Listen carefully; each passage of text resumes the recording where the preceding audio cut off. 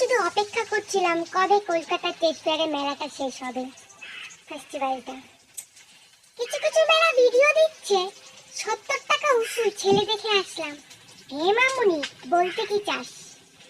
এই কাজটাই যদি ছেলেরা করতো, যে থাইল্যান্ড থেকে যদি মেয়েরা আসতো তো আদিকা, আর ছেলেরা যদি এরকম ভিডিও করতো, ছবি তুলতে এরকম যদি এরকম করতো, তোরা জাজ করতি না? হ্যাঁ, তোদের টেস্ট এত খারাপ, ইন্ডিয়াতে কি ছেলের অভাব পড়ে গেছে ভাই? তোরা এই কাজ করছিস? আফগানিস্তানে যাবি, যাওয়ার শখ পুরো ঘুচে যাবে যখন জানবি আমার আসছে আফগানিস্তানি ছেলে।